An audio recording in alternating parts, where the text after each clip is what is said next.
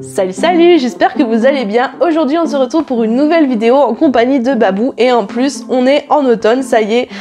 Je suis trop contente parce que c'est la saison des bougies, du cocooning, voilà, de la chaleur au feu de bois, enfin tout ce genre de trucs là, donc je suis trop heureuse. Mais sinon, aujourd'hui, on va vraiment se concentrer sur une vidéo qui me semble très importante et que j'avais envie de vous parler, même si ça reste quand même un sujet sensible, mais c'est vrai que c'était important pour moi. J'ai pas l'habitude d'en parler, c'est vrai que j'ai plutôt tendance à m'en cacher par rapport à ma maladie cardiaque, voilà. Mais je pense qu'il était important que je fasse une vidéo là-dessus. J'avais vraiment envie d'aborder ce sujet de vidéo, déjà pour rassurer les personnes malades comme moi qui ont ce genre de maladie-là, pour aussi redonner le moral à ces personnes-là et pour vous dire qu'il y a des solutions à votre problème, qu'il y a des traitements, et également parler au nom de toutes les personnes qui ont des maladies qui sont invisibles mais qui sont pourtant bien là, qui sont handicapantes mais qui ne se voient pas et qui sont souvent très difficiles à vivre. Et également pour vous donner mon témoignage en fait par rapport à mon combat dans mon parcours de santé. Il est évident que je dois vous faire un disclaimer, je ne suis pas professionnelle de santé, je suis ni médecin ni cardiologue. Ce dont je vais vous parler, ce sont par rapport à mes soins, ce que moi j'ai vécu, à mon traitement, à mes symptômes, mais je ne suis pas voilà, médecin. Donc c'est à vous d'aller voir un médecin si vous avez ce genre de symptômes, on ne sait jamais. Mais je vais pas vous dire si vous êtes malade ou non. Alors, cette vidéo, en fait, je la fais par rapport au film que j'ai re-regardé qui s'appelle Brain on Fire, en fait, que je vous invite vraiment à regarder de par, comment c'est bien joué, de par l'histoire, de par le fait que ce soit vraiment très réaliste. Et voilà, ça faisait vraiment écho à mon parcours de santé à moi, donc j'avais vraiment envie, de vous parler à ce sujet. Donc pour vous expliquer un petit peu le thème de l'histoire, en fait c'est l'histoire d'une fille qui au fil du temps va développer des comportements et des symptômes très bizarres qui vont vraiment l'handicaper au fur et à mesure et qui vont vraiment énormément s'aggraver. Mais le problème, c'est que physiquement, elle n'a absolument rien. Ses prises de sang sont bonnes, ses IRM sont bons. Elle n'a rien physiquement et pourtant, elle développe des symptômes très graves. Voilà, donc les médecins vont suspecter une maladie, une pathologie psychiatrique. Et les parents vont combattre pour qu'on trouve réellement la maladie qu'a leur fille parce qu'ils savent, ils sont persuadés que ce n'est pas une maladie psychiatrique, voilà. Donc comme dit, je me suis beaucoup retrouvée dans ce film de par le combat que les parents en l'occurrence ont mené par rapport à la maladie de leur fille, pas par la gravité des symptômes, parce que moi par rapport à elle c'était pas aussi grave, même si ça a été très handicapant pour moi, mais de par justement ce combat et le fait de devoir se battre pour qu'on trouve enfin ce qu'on a en fait. Comme elle, j'ai dû vraiment me battre pendant 2 ans pour être enfin diagnostiquée d'une pathologie cardiaque. Alors, pour vous raconter un petit peu mon parcours, tout a commencé en fait par des nausées, des vertiges, des palpitations, mais pas vraiment graves en fait, c'était des symptômes désagréables, mais pas plus que ça. Le problème, c'est que ça s'est aggravé au fil du temps, mais vraiment très fortement. Le problème, c'est que j'avais l'impression, en fait, d'être bourrée plusieurs fois par jour. Vous savez, quand vous sortez d'une grosse cuite, que vous vous sentez ballonné, vous êtes pas bien, vous avez la tête qui tourne, les vertiges, il y a tout qui tourne autour de vous. Et ça m'arrivait plusieurs fois par jour et c'était vraiment difficile. Et j'avais aussi l'impression que mon cœur allait exploser dû à toutes ces palpitations. Mais vraiment, le pire du pire et ce qui m'a vraiment traumatisée, on va dire entre guillemets, c'est ces nausées. Vous savez, cette nausée que vous avez lorsque vous allez vomir, quand vous sentez que ça remonte là et que ça va venir et que vous devez vite courir aux toilettes. Et ça, je l'avais très régulièrement et c'était insupportable. C'était vraiment... J'avais peur en permanence de vomir. Dans les transports en commun, j'étais coincée. Je me disais, mais où est-ce que je vais me mettre si je vomis? Je ne vomissais jamais. Mais c'était tellement intense comme sensation que j'avais vraiment l'impression que ça allait venir, en fait.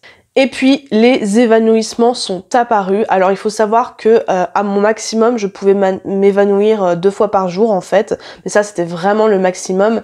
Mais voilà, au début, c'était 1 fois par mois, ensuite 1 fois par semaine. Après, voilà. Ça s'est vraiment aggravé au fil de ces 2 années.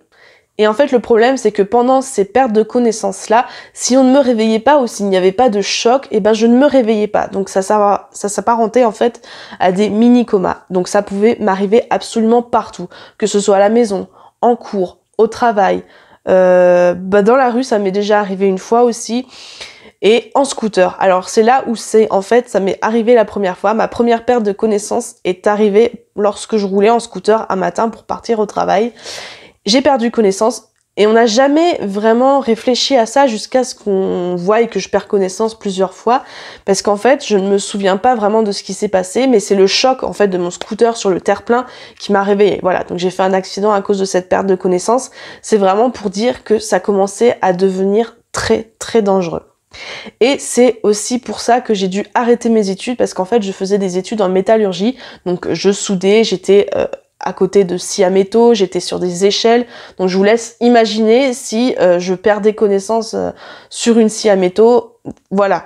Donc c'était vraiment absolument super dangereux, donc j'ai dû arrêter mes études à cause de ma maladie cardiaque, qui à ce moment-là n'avait pas été encore diagnostiquée.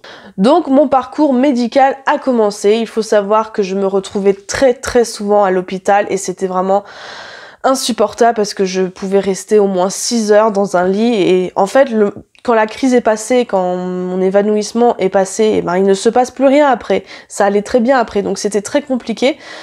Et les médecins me renvoyaient chez moi en disant bah, vous avez rien, tout va bien, votre IRM est bon, votre prise de sang est bon, il n'y a rien en fait. De ce côté-là, je remercie vraiment ma mère parce qu'elle m'a vraiment aidée à suivre mon parcours médical, à me déposer chez les médecins, à venir me chercher à l'hôpital, à prendre des rendez-vous, etc. De ce côté-là, elle a vraiment été là pour moi, et ça, je le conçois totalement, même si voilà, elle a eu beaucoup de défauts par la suite. Mais pour ça, elle a vraiment été proche de moi et j'ai vraiment été soutenue, et je leur remercie pour ça. Et donc, tout comme dans le film, lorsqu'on ne trouve pas en fait de pathologie à ce que vous avez, à vos symptômes, eh ben on a tourné ça vers tout ce qui est pathologie psychiatrique. Donc on me disait très souvent, non mais ce qui vous arrive c'est une crise d'angoisse, c'est un malaise vagal, voilà, c'est une crise de panique, une crise de tétanie. À chaque fois on me disait ça, et je leur disais mais je vais bien, pourquoi, quelle serait la raison à un évanouissement quand même pour en arriver là, alors que je suis en train de travailler, alors que je suis en train de faire quelque chose que j'aime bien, alors que je suis en train de me lever le matin. Pourquoi est-ce que je perdrais connaissance suite à une crise de panique, ou à une crise d'angoisse?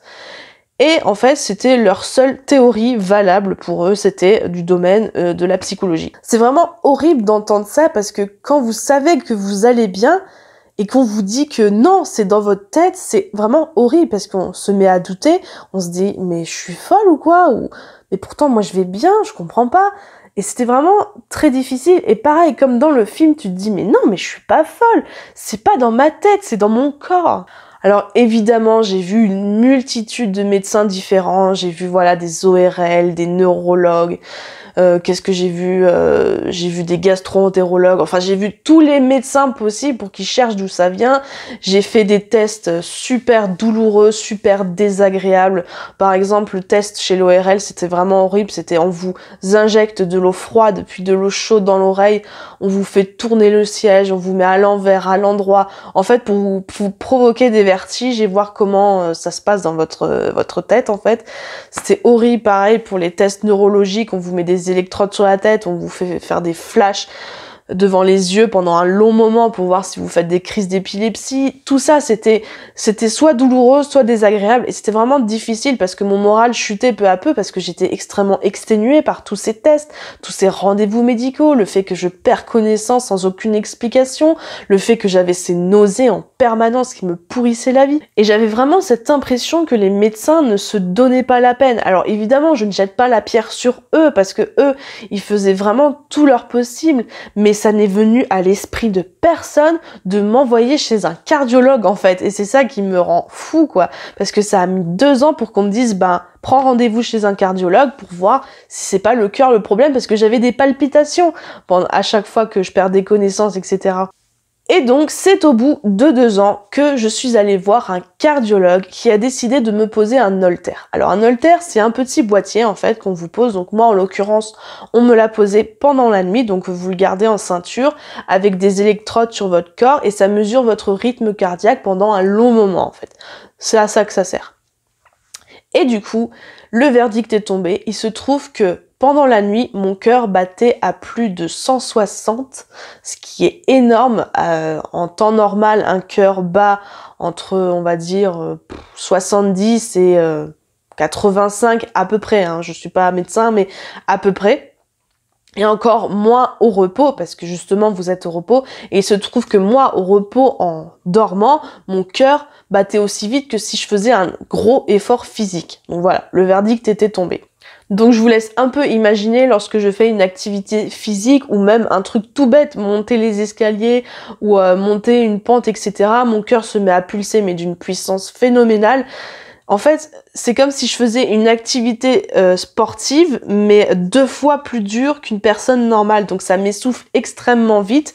C'est du coup, je suis vraiment très gênée à chaque fois parce que je m'essouffle extrêmement vite et j'ose pas dire que j'ai une maladie cardiaque quand je suis essoufflée. J'ai envie en fait de suivre le rythme des autres, mais je n'y arrive pas et souvent je me mets mal pour les suivre et pour pas laisser apparaître que je suis malade en fait. Donc comme vous l'avez compris, mon cœur bat beaucoup trop vite. Et ça de façon quasi permanente en fait. Donc le médecin m'a diagnostiqué une tachycardie permanente. Donc ça veut dire que mon cœur bat très vite de façon permanente, mais il peut y avoir des pics en fait.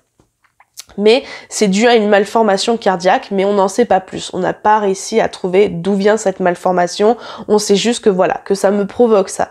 Donc du coup, j'ai suivi et je suis depuis ce moment-là un traitement pour ralentir mes battements cardiaques. Et j'aurai ce médicament toute ma vie. À ce moment-là, j'ai vraiment été soulagée parce que mon cœur se régulait et je ne perdais plus connaissance et je vous raconte même pas le bien que ça m'a fait. Le bien que ça m'a fait d'avoir un traitement, de ne plus avoir tous ces symptômes. Le bien que ça m'a fait d'avoir enfin un mot sur mes mots, en fait, tout simplement. Et me dire que non, c'était pas dans ma tête, c'était mon cœur qui allait pas bien et tout allait bien dans ma tête. Et vraiment, j'avais envie de dire, mais pourquoi est-ce qu'à chaque fois que quelqu'un est malade, on dit que c'est psychiatrique? Non, je suis pas d'accord. Il faut vraiment chercher au bout du bout. Et voilà, et ça reste quand même difficile à porter chaque jour. J'ai toujours peur qu'on me dise que voilà, t'es essoufflé parce que t'as du poids, t'arrives pas, t'as un cœur malade parce que t'es grosse, etc. Alors que ça n'a rien à voir. Ce n'est pas par rapport au poids que j'ai cette maladie cardiaque, c'est juste que voilà, j'ai une malformation et c'est comme ça. Évidemment, cette maladie, même si j'ai un traitement, n'a pas de bon côté, pour la simple et bonne raison que mon médecin m'a avoué qu'avec cette pathologie-là, je décéderai. Voilà, vous allez vous dire, mais elle est complètement morbide cette fille, mais voilà, je décéderai peut-être plus jeune que les personnes normales, parce que comme mon cœur s'essouffle plus vite, même si j'ai un traitement, il reste quand même très très rapide lors d'efforts, et ben je risque de mourir un peu plus jeune. Voilà, c'est pas non plus le truc de fou, mais c'est comme ça. Mon cœur se fatigue plus rapidement qu'un cœur lambda. Toute cette vidéo, c'est pour vous donner quoi comme leçon? Eh ben, c'est de vous battre. Lorsque vous avez une maladie et que vous ne savez pas d'où ça vient, que vous avez des symptômes récurrents insupportables, battez-vous pour savoir. Je sais que c'est fatigant d'aller chez plein de médecins, je sais que c'est très difficile, que ça demande de l'argent aussi, que ça demande du temps, de l'effort, c'est très très fatigant. Je le comprends et je le conçois totalement. J'ai vécu ça pendant 2 ans. Mais il faut que vous continuez à vous battre. Et si vous sentez que ce n'est pas dans votre tête, continuez à vous battre et à vous dire non, je vais chercher, je vais faire tous les spécialistes possibles pour trouver ce que c'est. Si vous sentez au fond de votre trip que c'est pas dans votre tête, eh ben continuez à chercher. Il faut savoir que le corps médical n'a pas la science infuse. Ça reste des médecins, ça reste des humains. Ils ne peuvent pas tout savoir et tout comprendre. Et parfois, eh ben, ils peuvent être têtus. Donc, il ne faut pas non plus leur en vouloir, mais ils ne font pas toujours prendre prendre leur diagnostic comme acquis. Si vous avez un doute, allez voir un autre spécialiste de la même catégorie. Et surtout, pensez à vous, prenez soin de vous. Quand vous avez une maladie comme ça, il faut absolument que vous vous concentriez sur vous et pas que vous vous dites « Non mais attends, il faut que je m'occupe des autres aussi, il n'y a pas que moi dans la vie, je suis égoïste si je pense qu'à moi. » Non, vous avez une maladie, c'est important que vous preniez soin de vous et que vous mettez tout en œuvre pour votre guérison. Vraiment, la santé, c'est quelque chose de précieux et je m'en suis rendu compte que quand j'ai eu en fait tout ça. Et c'est vraiment quand on perd la santé qu'on se rend compte à quel point c'est tellement un cadeau d'aller bien, même si on a des petits soucis par-ci par-là, une gastro, un rhume, une grippe, peu importe, ça c'est rien, mais quand on a une vraie pathologie handicapante, je peux vous dire qu'on est content d'être en bonne santé, quand on a un traitement, on est content que tout aille mieux. Mais il y a des personnes pour qui c'est vraiment difficile, handicapant, qui ont des maladies difficiles à vivre. Je pense à la fibromyalgie, je pense à la maladie de Crohn. Qu'est-ce qu'il y a encore d'autre comme maladie invisible? Il y a plein de maladies comme ça qui ne se voient pas. Et franchement, chapeau à ces personnes-là qui, eux, souffrent au quotidien, même avec un traitement. Et franchement, vous êtes des warriors, quoi. Et j'ai vraiment beaucoup de respect pour vous. Moi, j'ai la chance d'avoir un traitement qui me régule, mais voilà, c'est pas le cas pour tout le monde. En tout cas, voilà, j'espère que cette vidéo vous aura plu, vous aura peut-être aidé, vous aura peut-être rassuré, appris des choses, j'en sais rien. Mais vraiment, c'était vraiment pour vous apporter mon soutien et tout mon cœur dans ce que vous traversez. Je pense fort à vous qui êtes malade. Je sais que j'ai des abonnés qui ont des maladies vraiment très récurrentes et j'en suis vraiment désolée. Je vous soutiens à 100%. Voilà, donc si vous avez aimé cette vidéo, n'hésitez pas à liker, n'hésitez pas à commenter pour me parler de votre parcours de santé, votre maladie. Moi, il n'y a pas de souci, ça me fera un très grand plaisir de discuter avec vous, comme d'habitude. N'hésitez pas à aller sur mon Instagram, c'est là où je poste beaucoup, où je partage avec vous, où je fais des stories, etc. J'aime beaucoup discuter avec vous, vous le savez. Et à vous abonner si l'envie vous prend et si mes vidéos vous plaisent, tout simplement. Et ben sur ce, je vous fais de très gros bisous, je pense fort à vous, surtout prenez soin de vous, prenez soin de votre santé, prenez soin de votre âme, de votre cœur et de votre esprit, et je vous fais de très gros bisous. Salut, salut!